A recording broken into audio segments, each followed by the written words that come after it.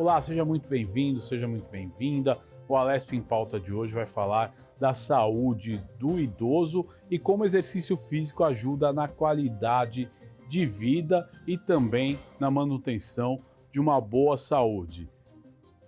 Para falar sobre esse assunto, eu recebo dois especialistas aqui comigo no estúdio, a doutora Bianca Vilela, que é fisiologista do exercício, e também comigo via Zoom o médico Dr. Gabriel Gami, que é médico especializado em medicina esportiva. Doutora Bianca, muito obrigado por aceitar nosso convite. É importante a gente explicar o fisiologista do exercício, né, que é um profissional da educação física, a formação é educação física, mas a pós-graduação é essa. Como é que funciona essa atividade? Olá, Guga, tudo bem? Obrigada pelo convite. Bom, só para desmistificar o que é fisiologia do exercício. É como o nosso organismo ele funciona mediante o movimento, mediante a atividade física.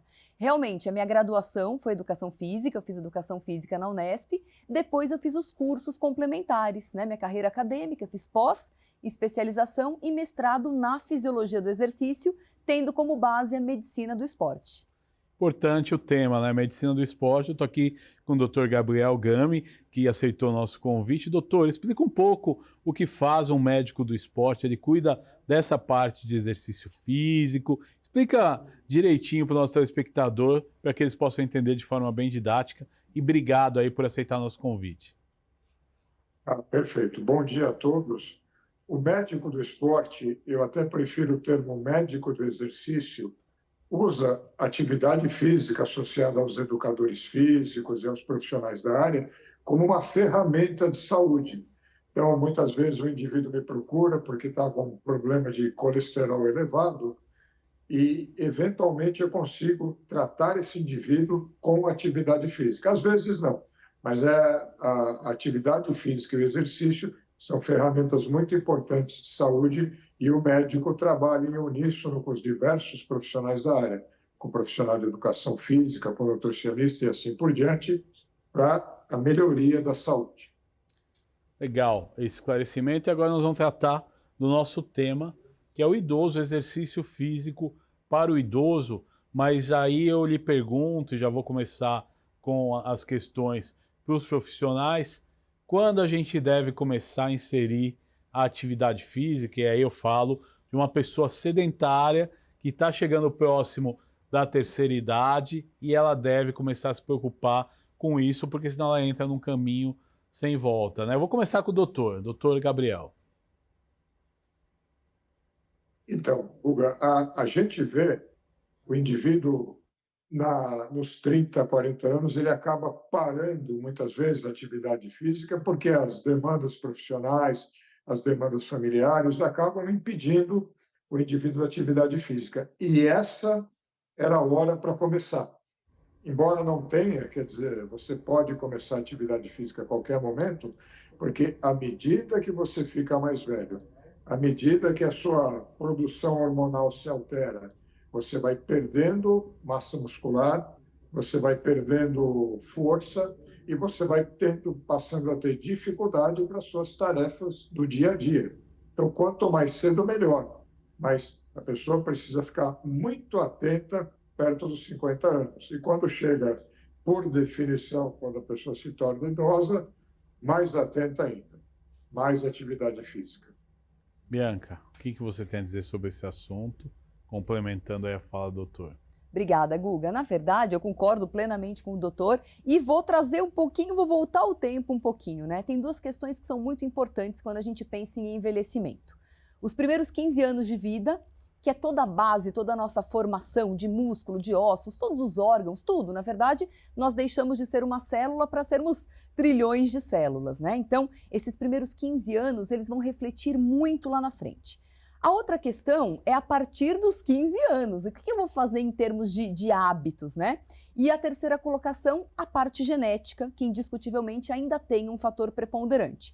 Lógico que os hábitos, eles conseguem se sobrepor à genética, mas a genética a gente ainda não consegue mudar. Já tem gente, né, lá em Harvard, rejuvenescendo o rato, isso já é uma realidade ainda não está disponível para os humanos. Mas o que a gente pode fazer? Se a pessoa não teve uma boa saúde até os 15 anos de idade, se a pessoa não tem uma genética espetacular, o que essa pessoa pode fazer? São os hábitos de vida, né? Aqui entra a rotina. E o doutor bem colocou que a partir de 40 anos é uma fase icônica. A gente fala muito da mulher 40 mais, do homem 40 mais, menopausa, andropausa, mas a partir dos 30 anos de idade nós começamos a depletar, a perder massa muscular.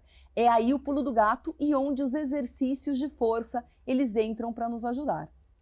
Legal, importante essa colocação. Agora, outra coisa que eu gostaria de perguntar, Bianca, o que a gente considera um exercício físico, né? Porque às vezes você olha hoje nas redes sociais e vê aquela pessoa que passa o dia inteiro na academia, vai de manhã, na hora do almoço e de tarde. Também não precisa ser desse jeito, né? Até porque todo mundo tem sua ocupação, seus afazeres. O que vocês consideram um exercício físico que possa começar a ser completo aí para um início de terceira idade? Legal. Infelizmente, Guga, vamos ver se o doutor concorda comigo, mas nós não temos bons exemplos. Nem na área da saúde, né? Porque às vezes o médico, coitado, ele tá lá, imagina um médico intensivista para colocar atividade física na rotina. E a sociedade também fica perdida. Aí chegou a rede social e nós temos os piores exemplos na rede social. Bom, em 2020, no final de 2020, vamos falar de pandemia, a OMS trouxe um conceito novo de indivíduo ativo. Antes nós tínhamos lá uma classificação generalista, que 150 minutos por semana de atividade física, de movimento corporal, o indivíduo já era perfeitamente ativo. Só que você concorda, e eu quero ouvir também o doutor, que hoje passamos 10 horas sentados. Sentar é o novo cigarro. É tão maléfico você ficar parado, sentado em frente ao computador, quanto os indicadores de um tabagista de saúde. Então, 150 minutos, eu já falo isso há 10 anos, não faz nem cosquinha para o nosso metabolismo. E a OMS veio trazendo uma nova colocação que para a pessoa ser ativa, ela precisa de até 300 minutos por semana, que é 1 hora, 5 vezes por semana. A gente pensa segunda, terça, quarta, quinta e sexta e dá aquele off de sábado e domingo. Ah, eu pulei 2 aqui na semana, então use o sábado e domingo para você correr atrás do prejuízo. Então o ideal, o padrão ouro, são 300 minutos por semana. Pensando na nossa vida, o doutor que fica sentado, eu que também fico no computador, você que está aqui entrevistando na posição sentada. Então o padrão ouro hoje em dia, 1 hora por dia. Doutor, qual que é a sua opinião sobre isso? Então, concordo com a Bianca. A atividade física precisa ser aumentada. A pandemia foi um grande problema, o grau de inatividade foi violento. E, independente de definir números, a Bianca falou algo muito importante. Quanto tempo você passa sentado? Está lá no escritório, eu estou no consultório aqui, horas sentados. E quanto tempo também eu desperdiço nessas horas sentadas, quando eu podia pelo menos estar com a postura correta enquanto eu estou sentado, com o fit da minha cadeira, segurando a minha cintura para que a musculatura da coluna não se perca tanto. E é algo que eu gosto de trabalhar muito com os pacientes. Além do mínimo de atividade física, alguns pacientes respondem muito bem a isso. Você fala para ele, você precisa treinar tantas vezes por semana entre exercícios cardiovasculares, os tais aeróbios, e os exercícios de fortalecimento muscular, mas quanto tempo esse indivíduo passa sentado, que é um crime com a saúde.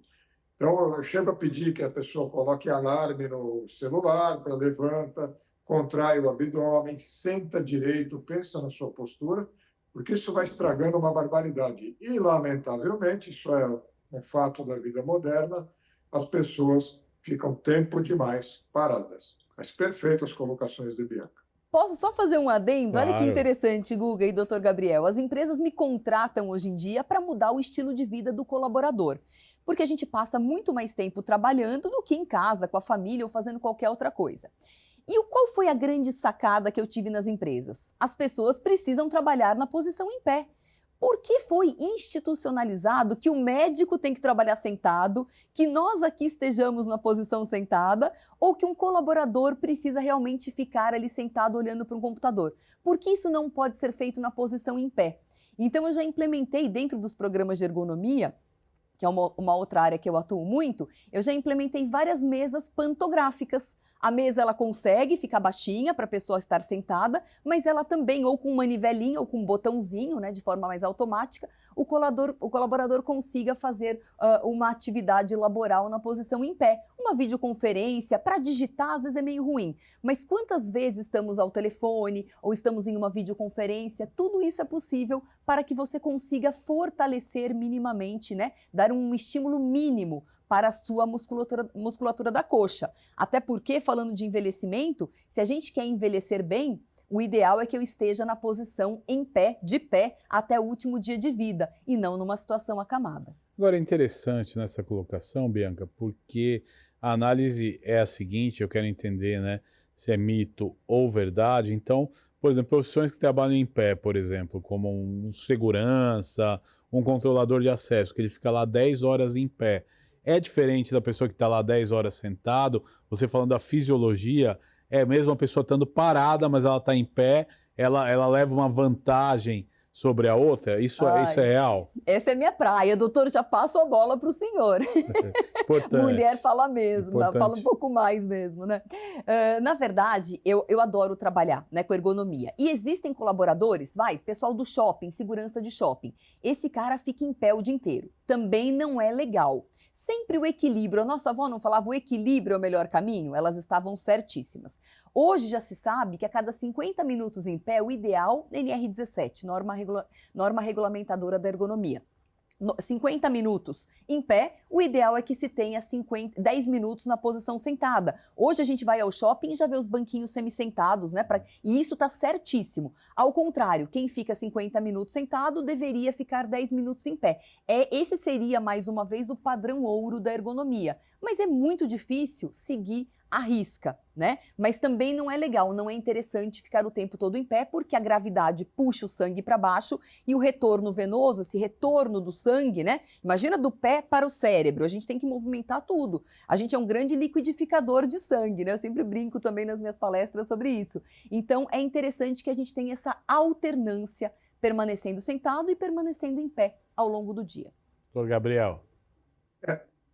Acho que vale mencionar alguns estudos. Um deles provou que as pessoas que ficam em pé mais do que sentadas têm menos hipertensão arterial.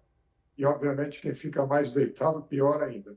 Ficar em pé parado tem a Bianca já mencionou, e você pegar profissionais como dentistas, outros profissionais que trabalham em pé parados muito tempo, vão ter as patologias vasculares, como as varizes.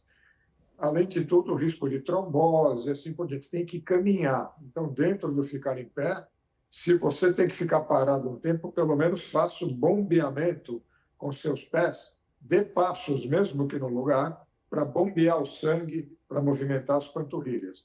E sim, fazer a alternância, como a doutora Bianca falou. Fundamental. Nas empresas, né, doutor, só para complementar isso que eu acho que é de grande ajuda para as pessoas que estão em casa, quando eu pego um cliente, por exemplo, de mulheres que trabalham na posição em pé o dia inteiro, paradas, sem essa movimentação, sem dar essa vascularizada nas panturrilhas para o sangue retornar de uma forma mais eficiente, nós percebemos que mulheres têm menor resiliência a essas doenças cardiovasculares. Então, a importância de se movimentar ao longo do dia, nem ficar tanto tempo sentado, nem ficar tanto tempo na posição parada em pé estática. Muito bem colocado. Interessante nessa colocação. Eu vou te fazer uma pergunta, Bianca, e vale para o doutor também. As mulheres, elas são maioria nesse cenário e aí é interessante a gente analisar. É mais fácil fazer uma mulher adaptar e começar a fazer atividade física, ou um homem? Quem que é mais voluntarioso nesse sentido? E você que trabalha com várias pessoas deve ter mais ou menos essa estatística. Eu acho que o doutor queria só complementar alguma coisa e eu já vou responder, porque eu tenho uma opinião, eu quero ver se vocês concordam comigo. Doutor. Não, tranquilo.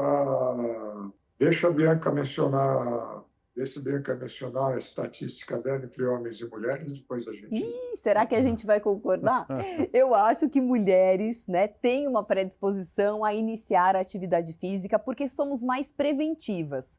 Os homens têm mitos e, eu não tenho tempo. O doutor também colocou muito, né, que as pessoas tendem após os 35 anos, começa a ter uma uma vigência laboral, você começa a ter mais sucesso na profissão. Então tem aquelas horas, 10 horas, 12 horas, e no Brasil a gente tem ainda aquele mito de que nós temos que trabalhar muito, no pain, no gain, né? Você tem que ali se matar de trabalhar. Isso vem dos nossos avós. Eu acho que somos seres em alta performance, nós precisamos realmente trabalhar com força, com eficiência e com vigor. Eu não discordo disso, mas temos também que ter aquela chavinha do crachá, que é o nosso trabalho, para a vida pessoal. Hoje eu conheço pessoas que exclusivamente trabalham, inclusive aos finais de semana, durante a hora do almoço, jantar. Não existe uma pessoa física, é apenas um crachá, né? Mas trazendo esse ponto do gênero, da diferença entre os gêneros, as mulheres elas têm uma pegada mais preventiva. Se nós pegarmos a quantidade de mulheres que vão ao ginecologista e a quantidade de homens que vão ao urologista, a gente já começa por aí a entender a diferença. Mas o homem tem uma questão. Quando o médico, o doutor sabe disso, quando o homem vai ao médico e o doutor fala, olha, se você não parar com isso, se você não manter, né, não mudar a sua rotina, você pode morrer, você pode ir a óbito, rapidamente os homens se movimentam. Mas as mulheres são mais preventivas, na minha opinião. Doutor. Então, eu concordo com a Bianca, mas eu estou vendo um shift, uma mudança nesse espectro. Antes, para eu ver um homem de 40, 50 anos no consultório, era quando ele tomava um susto. Hoje eu estou vendo mais. A mulher não. Realmente a mulher se cuida mais. Aparentemente ela vai na medicina preventiva, até porque já existe essa cultura de passar anualmente no ginecologista. E aí não é uma crítica, mas muitas vezes o ginecologista não é suficiente. O ginecologista deveria também ser o médico generalista da mulher, muitas vezes não é. E eu vejo algumas coisas passarem. A gente deixou acabei pulando quando a Bianca falou dos 30 anos, etc. Uma coisa que é a alimentação na infância. Homens e mulheres precisam obter fontes de cálcio razoáveis na infância, na adolescência, para ter ossos saudáveis. E quando a gente fala de terceira idade, a gente está falando daquele fantasma que é a osteopenia, a osteoporose. E quanto melhor a mulher e o homem também, embora seja mais raro, tenha tido depósitos de cálcio por atividade física, por alimentação na infância, na adolescência, menores os riscos dessas condições. Agora, frequentemente eu vejo aquela mulher que chega no consultório com 45 anos e nunca fez uma densitometria, nem sabe se tem um problema ósseo. Eu, às vezes, caio para trás.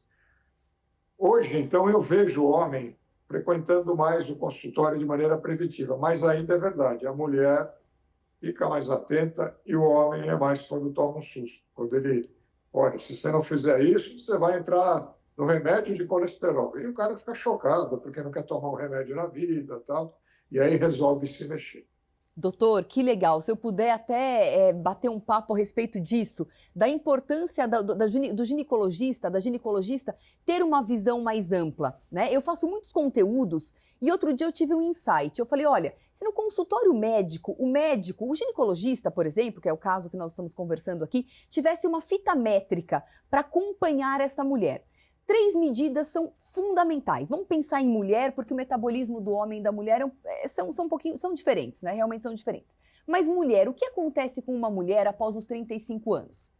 Tanto homens quanto mulheres, né? A gente começa a ganhar gordura. Então, acompanhar a medida de braço.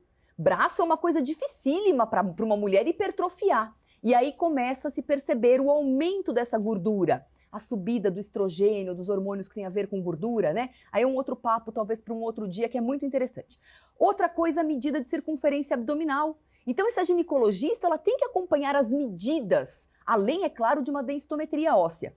Então, cintura e braços começam a ficar mais volumosos em função do aumento da gordura. E tem uma terceira medida, que é fundamental, medida das coxas. Você avaliar a quantidade de músculo das pernas. Então, perna começa a reduzir, a cintura e os braços começam a aumentar. Opa, síndrome metabólica de cara.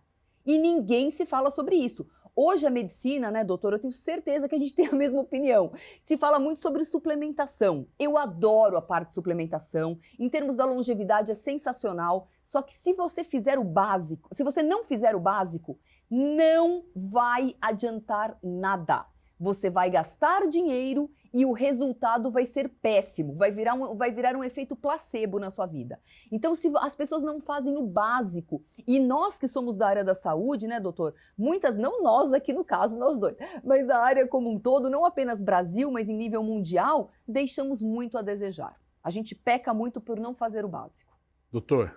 Então, o que a Beca falou é muito importante. A base de uma boa avaliação médica, uma avaliação de um educador físico do indivíduo que está ficando mais velho, tem que pegar esses parâmetros. A outra coisa é a visão generalista do profissional de saúde, que não pode ficar super especializado. A não ser que seja uma queixa, o indivíduo foi lá porque torceu o dedo. Ele vai no ortopedista olhar o dedo, mas o ginecologista também deveria ser o generalista da mulher, como o clínico, o cardiologista, o endócrino, tem que ter uma visão geral do paciente. O urologista acaba não tendo tanto, mas também deveria. Eu vejo alguns urologistas que olham tudo isso. A perda de musculatura, que a Bianca, de certa maneira, já colocou, a tal da sarcopenia, que vai vir, ela é progressiva com a idade, que pode ser minimizada com bons hábitos, a prática esportiva, suplementos podem entrar, mas aí a gente precisa voltar para a base. E a alimentação? Aí você olha para aquele indivíduo que está ganhando gordura, está perdendo musculatura, e ele só come porcaria e chega para você no consultório, eu quero tomar suplemento A, B e C. Eu falei, mas espera aí, tudo que você quer, que te propuseram, que o Google disse para você, você poderia obter na alimentação. Eventualmente, quando você chega a um grau de atividade física, ou quando você tem uma deficiência que a gente sabe que não vai conseguir na alimentação, a gente suplementa, sim. Tenho nada contra. Eu já sou da terceira idade, eu uso suplementos, não tenho vergonha nenhuma, suplementos que sejam saudáveis, mas eu não deixo de cuidar da alimentação e da atividade física, que são pilares fundamentais. Exatamente, é importante, aí a gente vai para a terceira idade. A terceira idade, doutor e Bianca, é interessante a gente abordar. Nosso organismo começa a ter perda também de vitaminas, de vigor, né?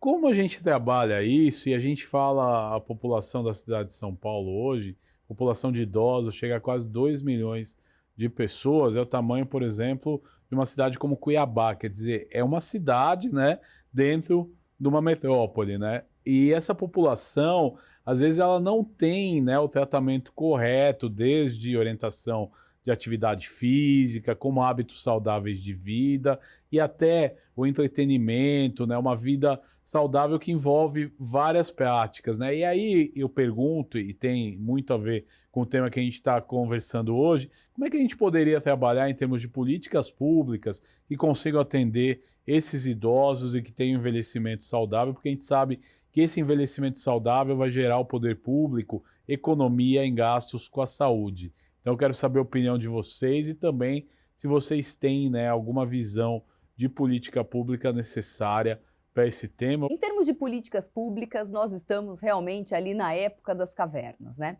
Agora, você trouxe um ponto importante da vitalidade. A vitalidade, hoje uma pessoa de 30 anos não tem vitalidade mais nenhuma. Lembrando que as nossas avós eram as campeões da vitalidade. Eu nunca vi uma avó cansada, né? Era a primeira a acordar e a última a dormir. Almoço de domingo, a gente ia almoçar na casa da avó, saía ainda cara de pau, né, com um monte de marmita e falava tchau. E até um pormenor, às vezes até acima do peso, mas elas tinham vigor. Isso, mas era elas tinham diferente, vigor, exatamente. né? Então as avós eram muito vigorosas, os avós também. Então, em termos de políticas públicas, nós precisamos do básico, né? As pessoas primeiro precisam vencer as síndromes metabólicas, aquilo que mais mata, né? São as doenças cardiovasculares, depois que elas estão associadas toda a parte de metabolismo, hipertensão, diabetes. E tudo isso depende de uma questão chamada atitude. Hoje nós vemos poucas pessoas, né, interessadas nessa mudança de atitude. Como o doutor falou, ele vai lá, o paciente fala, olha, doutor, eu tô com tudo isso, não como bem, não durmo bem, eu não faço o básico, mas eu quero tomar ômega 3 ou ora Pronobis. Então, nada Porque disso vai alguém adiantar. falou para ele que fazia Isso, bem, né? porque alguém Não é um falou. médico, não é um especialista, não. Ele viu, Exato. às vezes, um outdoor, Isso. gostou daquele personagem Um e estava lá carregando isso. falando. O ômega 3. E aí? Isso. Entendeu? Então, isso não vai adiantar de absolutamente nada. E mencionamos aqui, o Dr. Gabriel trouxe um ponto importante, que é a sarcopenia, que é uma doença, é uma perda, uma degeneração da massa muscular que vai trazer impactos muito maléficos para a sua terceira idade. A gente se acostumou a ver aquela tia, aquele avô passando 5, 7, 10 anos, os últimos anos de vida, numa situação acamada. Gente, com o nível de informação que nós temos, com toda a parte nutricional que nós temos, atividade física avançadíssima a preços baixos, não é mais necessário passar por isso. Né? Nós aqui da área da saúde temos a certeza de que não é mais necessário, só que você precisa daquele ingrediente básico chamado atitude. E aí, gente, só depende da pessoa, não dá para passar por osmose. A doutora Bianca Vilela, que é a nossa profissional que participa conosco, o doutor Gabriel, e eu vou para um rápido intervalo, a gente já volta discutindo mais sobre essas políticas públicas. Eu vou voltar com o doutor Gabriel para a gente falar exatamente da ideia de políticas públicas para o envelhecimento saudável. A gente vai para um rápido intervalo, já já a gente volta.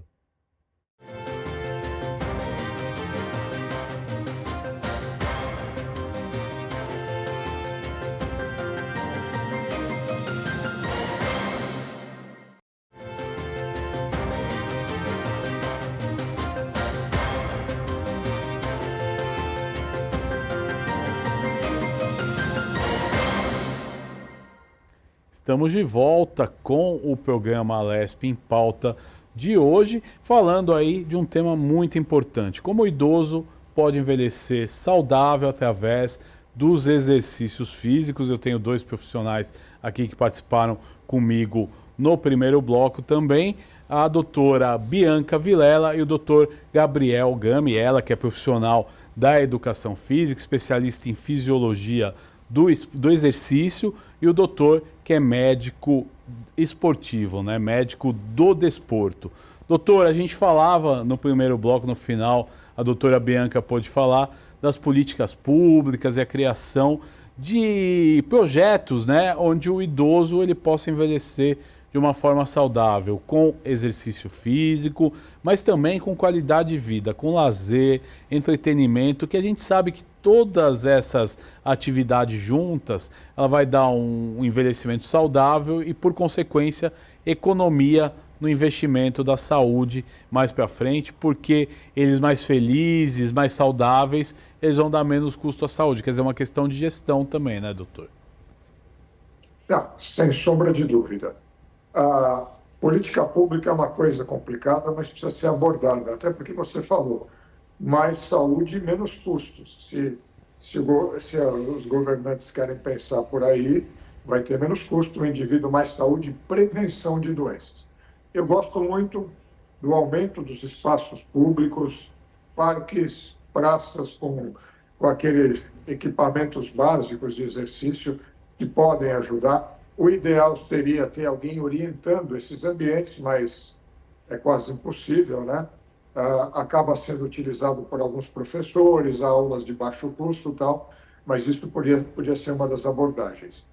Uma coisa que me preocupa muito quando você fala com o idoso é a qualidade das calçadas, dos pisos. Então, você pode prevenir tornando o idoso mais ativo, com mais musculatura, com mais capacidade de caminhar. Mas uma hora, por melhor que o idoso leve isso, a conta vem. E as nossas calçadas são uma vergonha. E você não sabe a quantidade de idosos que vêm a falecer porque quebraram a perna. Quebrou a perna, dependendo da faixa etária, pode ser sentença de morte. E isso podia ser prevenido com uma melhor condição de calçadas, pensando nessa faixa etária. E, na verdade, pensando em qualquer um, porque é muito ruim, de uma maneira geral. E não estou falando de São Paulo, estou falando de por onde eu ando no Brasil. Ninguém pensa nisso.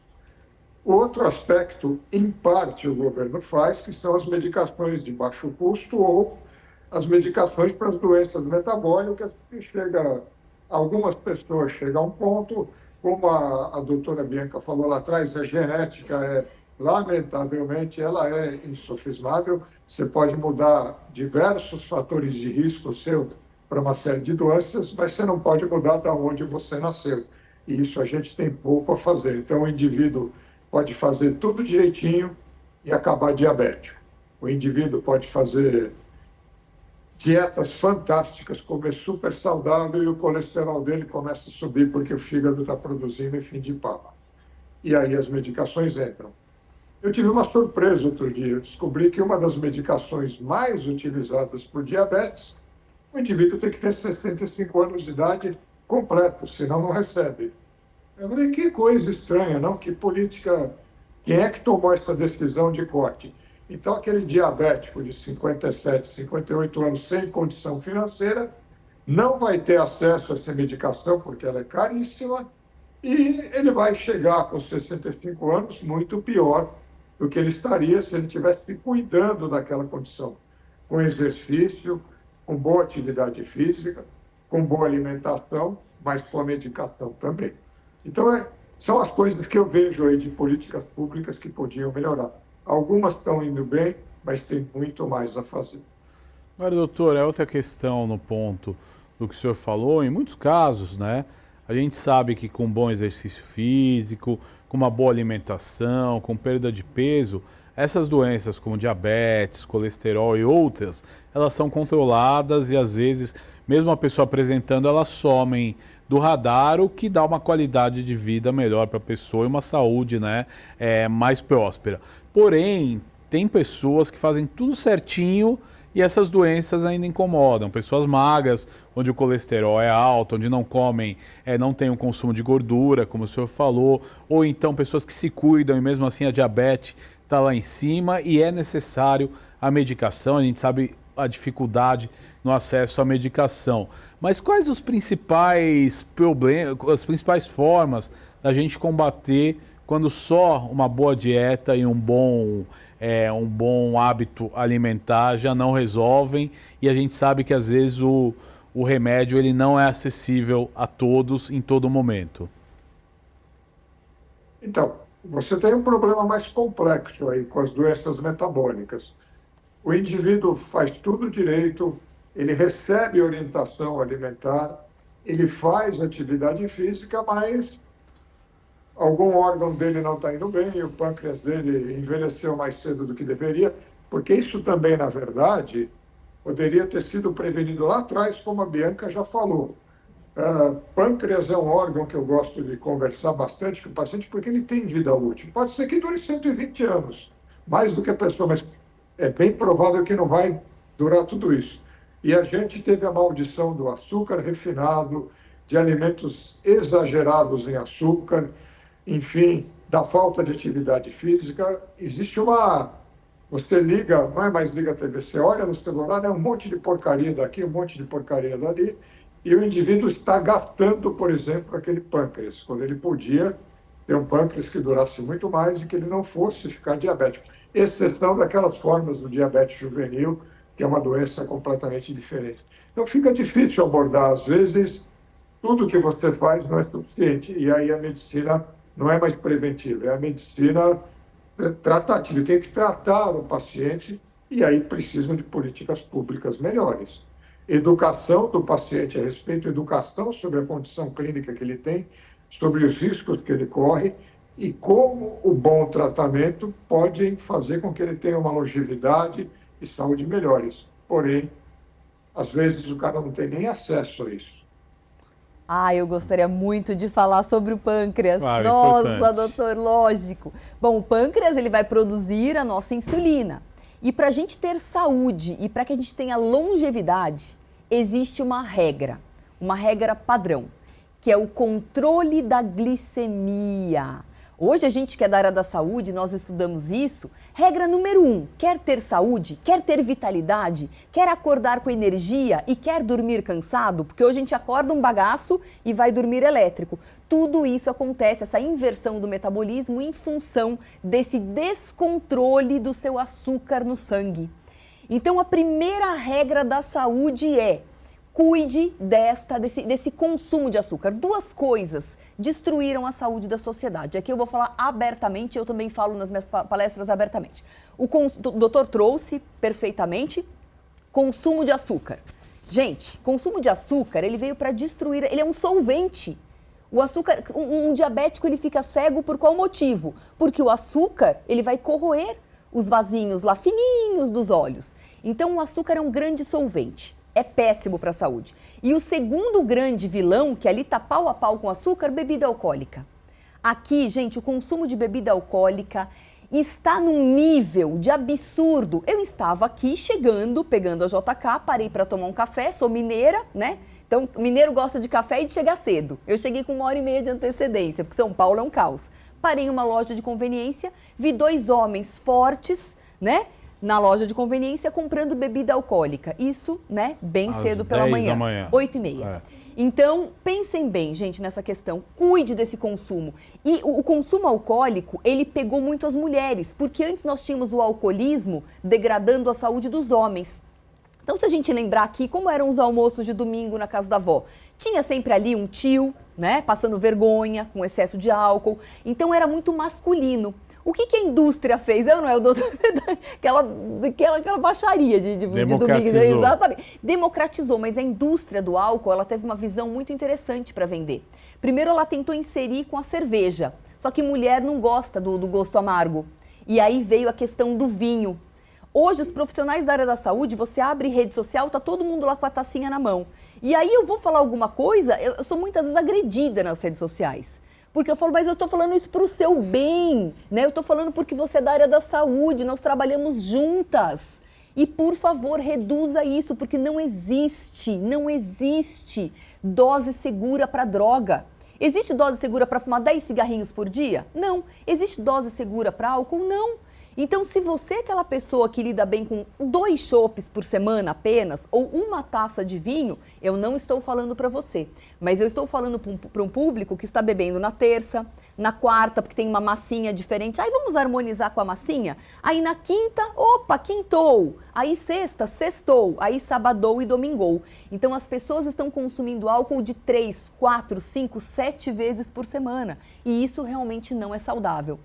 Esse mito de que vinho faz bem para a saúde veio quando nós observamos a questão dos europeus, e os italianos, os portugueses. Mas devemos lembrar que eles tinham 9 vezes menos estresse que a gente, a farinha deles não tem o nosso glúten, que é totalmente inflamatório, eles comem peixe praticamente 7 vezes por semana, eles têm um azeite campeão, eles viajam muito mais do que a gente, eles têm um transporte público incrível. Agora, com esses problemas sociais e políticos que eles estão tendo, daqui 10 anos, a gente já vai entender que eles não eram tão saudáveis assim em função da bebida alcoólica. É interessante a gente abordar, eu vou abrir o canal do Dr. Gabriel comentar, é que assim, numa análise leiga da situação, o álcool ele vê açúcar, né? Ele virando açúcar, ele está agredindo o corpo do mesmo jeito, né? Porque às vezes a pessoa pode falar, eu cortei o açúcar da minha vida, mas o meu vinhozinho eu tô lá toda semana tomando, e aí é questão do médico dosar ou não. Doutor, é o senhor que o senhor sim fala através da ciência. Então, o que a Bianca falou é fundamental. Infelizmente, a pressão social pelo álcool não é contra, é pelo álcool. Isso é muito ruim. Por exemplo, eu não bebo, eu tenho um problema até, nem uma taça de vinho, se, Gabriel, vamos brindar, eu tenho uma reação, mas por opção, por ser um esportista, eu não bebo. Já não, fora o aspecto da saúde. E os amigos ficam chatos com você. Poxa, por que você não bebe? Por que você não quer? Pessoal, outro dia a Sociedade Brasileira de Cardiologia deixou diretrizes bastante claras, corroborando o que a Bianca disse. Não existe dose de álcool segura. Álcool faz mal. E não é só o açúcar do álcool, não, Guga. Porque virou aquela moda também que pode tomar gin, que ele é pouco calórico. Uma ova, o álcool produz caloria pra caramba. O álcool faz mais caloria por grama do que o açúcar, do que a proteína, muito mais. Além dos malefícios. A outra história, e que a Bianca mencionou bem, é que o resveratrol do vinho, etc., teria uma proteção para as doenças arteriais. Conversa furada, só protege as artérias dos donos das vinícolas. Não tenho nada contra eles, mas não faz bem nenhum para a saúde a ingestão de álcool. Esses europeus, além de todos os aspectos que a Bianca mencionou, tem um aspecto genético também. Se você pegar, por exemplo, o italiano do norte da Itália, e ele consome o mesmo vinho que o italiano do sul, o italiano do norte da Itália não tem doença metabólica, por enquanto. E o italiano do sul tem um monte, porque é outra genética, é outra herança, é outra carga. Mas a conta vem. Quer dizer, o álcool já é determinado mais do que 3 taças de vinho grandes para um homem e para a mulher 2 ou 3. Isso é considerado alcoolismo por alguns psiquiatras. Poxa, que chocante, alcoolismo não. Mas seguramente você está abusando da sua saúde ingerindo álcool exageradamente. É importante o esclarecimento e isso vale também para a terceira idade, né? Porque às vezes se tem um hábito, né? E não é saudável você ingerir bebida alcoólica. Nós temos 2 profissionais falando aqui, né, doutor? E 2 profissionais do esporte. Aí Exato. Realmente é o queijo com goiabada, né, doutor? Exato. Muito bom. Agora, dentro disso, né, a gente volta Tem aqui. desculpa, Pois não, doutor. o risco do idoso, o risco do idoso cair, e tem um negócio muito sério, especialmente aquele idoso mais fraquinho, só piora com álcool.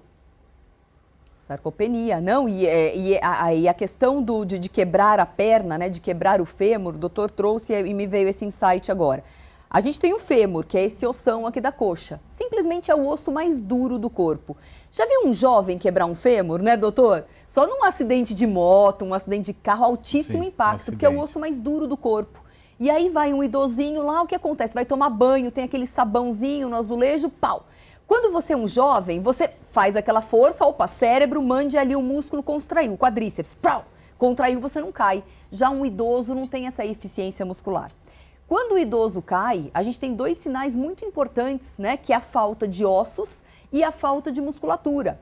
E quando a gente traz, que são coisas que andam juntas e misturadas, osso e músculo estão juntíssimos, né? Muito difícil você ter um quadro, só perdeu o músculo, só perdeu o osso. Não, as coisas andam, é que nem arroz com feijão.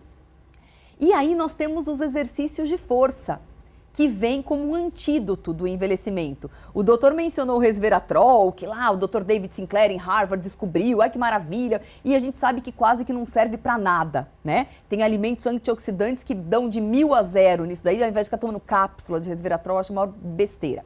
Mas tem uma questão importante ali quando a gente traz o que realmente funciona, que é a musculação, que é o exercício de força para o idoso. Nós temos, por exemplo, o cálcio circulante. Então, tomei leite, consumi alimentos com cálcio. Como é que ele vai entrar no meu osso? Por mágica? Não. Por meio de uma coisa chamada efeito pisoelétrico, que é o impacto nas articulações e nos ossos. Eu tenho aqui os ossos do antebraço e o osso aqui da minha parte do braço. Quando eu faço isso, o que acontece com o meu cotovelo? A gente não está ouvindo, mas ele faz... Ele tem essa questão, essa fricção. E é com essa fricção, com esse impacto nas articulações e nos ossos, que o cálcio vai entrar lá.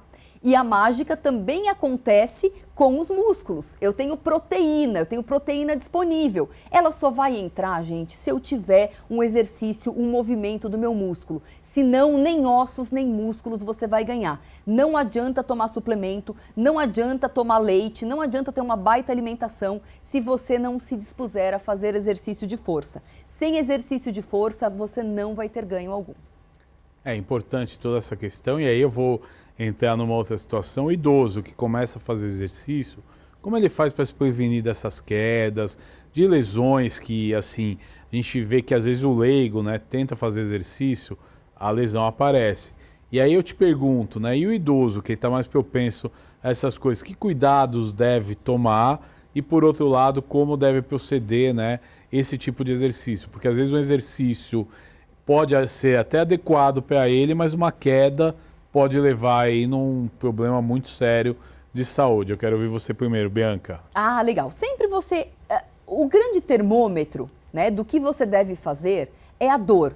É o seu nível de conforto. E o idoso, ele tem medo de se machucar. É claro que ele está mais suscetível, né? As condições musculares, as condições ósseas dele não são as melhores do mundo, se a gente comparar com um jovem, né? Mas tem que ir passo a passo, o ideal sempre com uma supervisão, passando pelo médico, para que o médico dê o aval de realmente, olha, vai começar, né? E aí você começando de acordo com essa previsão de conforto. Se doeu, é sinal de que realmente as coisas estão erradas, né, doutor? Doutor Gabriel.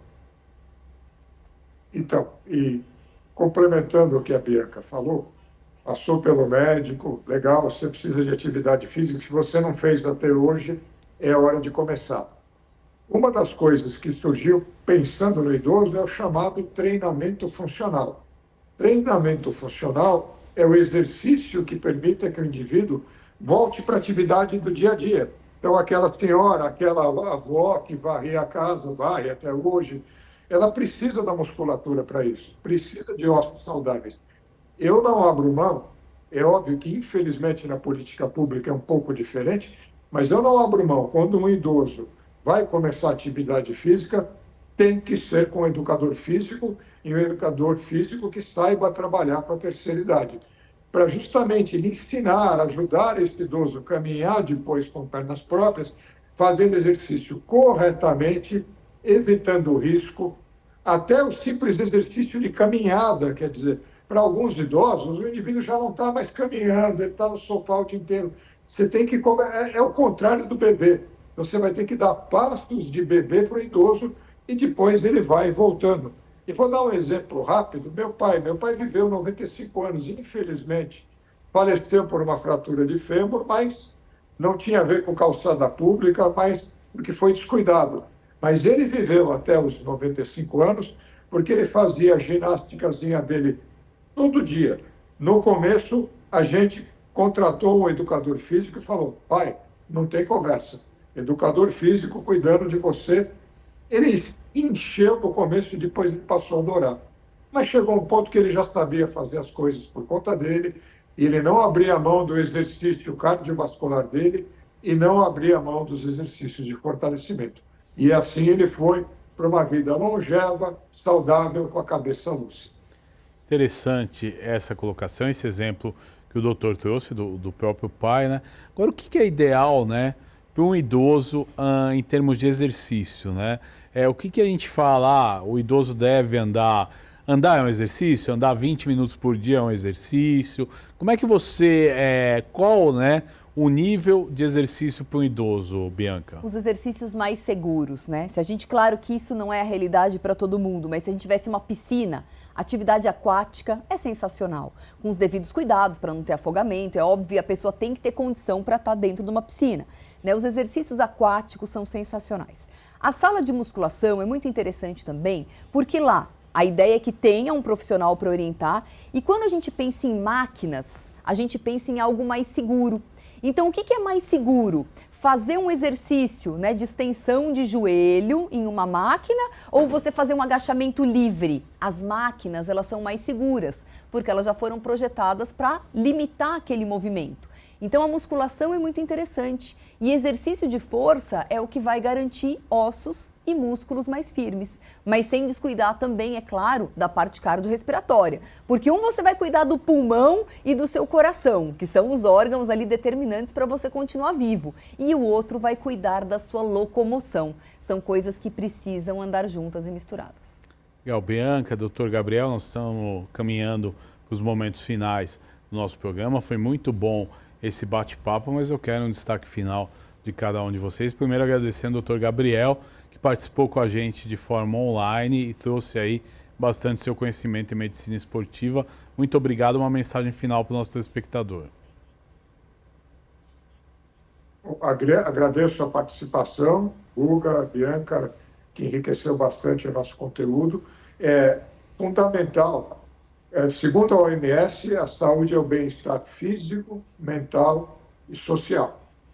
O bem-estar físico cabe a você, que está ouvindo esse papo, que vai começar a se mexer, se é que você já não se mexe, fazer atividade física sem exageros, de preferência com orientação. Se não der para fazer orientação, tomar cuidado, mas fazer atividade física. Não esquecer o aspecto social, está compartilhando a sua vida, não se isole, que é uma coisa que tende a acontecer com o idoso. Isso é muito ruim, não se isole. E tem a parte do país que precisa olhar com melhores olhos, porque a população idosa está crescendo. Obrigado a todos pela conversa. Muito obrigado a você, Bianca, por ter participado conosco aqui no estúdio. Seu destaque final e a sua mensagem para o nosso telespectador. Legal, Guga. Muito obrigada, doutor. Foi muito legal esse bate-papo com vocês dois. Eu acho que a reflexão individual ela tem um impacto muito importante no coletivo. E aqui eu quero deixar um recado para a família. Avaliem o comportamento o seu comportamento e o comportamento junto da sua família. Então, questões nutricionais, todo mundo tem que estar no mesmo time. Atividade física, final de semana não é para ficar deitado o tempo todo assistindo essa coisa de série. Maratona é na rua e não no sofá. E vejam essa questão dos vícios. Será que você não está exagerando?